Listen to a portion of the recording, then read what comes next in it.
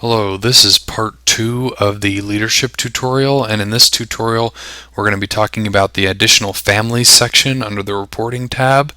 And the additional families section is just another great way to help you as the leaders be more efficient about how you report and handle home teaching. And additional families are basically families which have been suggested to other teachers but not accepted yet by them. And what I mean by suggested is right here you can see a link that says suggest a new family. If you click on that link, it'll pop up a box, and I'm just going to go ahead and give you an example. I'm going to suggest a family to myself. So I'm going to call this family test family. It's already popping up some options here because I've done this before.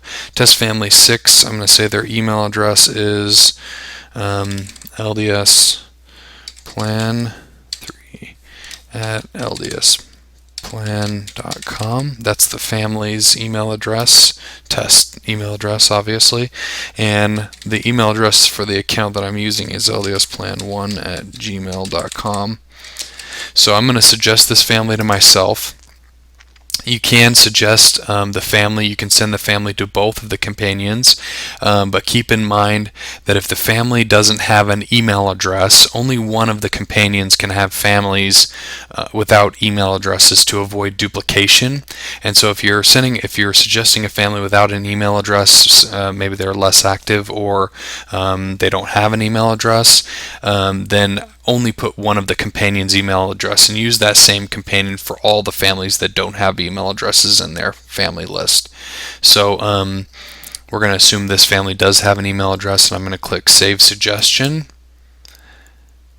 And again, this is suggesting it to myself. So this is exactly what will happen on the teacher's account when they log in for the first time. So it'll say, would you like to add the following families? John Smith suggested the following people, which is me, and the name and email address of that family. You can select yes or no. Now what happens is you can see in my additional families now that test family 6 has shown up down here at the bottom. What that means is this family, it's recognizing it as a family that I've suggested but hasn't been accepted yet by the teacher that I suggested them to. And the purpose of this is so that when you suggest families to your teachers, you can actually report on that family and send them emails so you can do what you need to do for home teaching purposes and reporting purposes, even though that teacher hasn't actually accepted that family into their list. So, and this report is seen by your leader. So if you have submitted someone as your leader, this will be seen by them as well, and the reports that you submit for them. So if I click on yes, add these suggestions,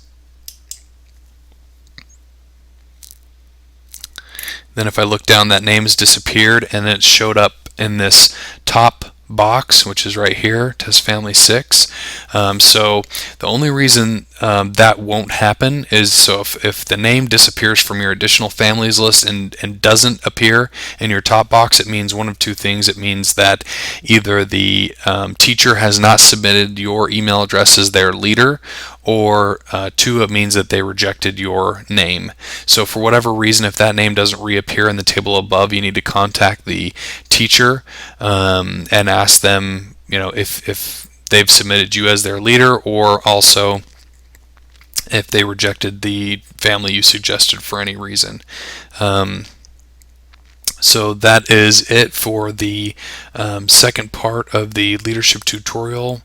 Pretty easy. Additional families will be very helpful. Thank you.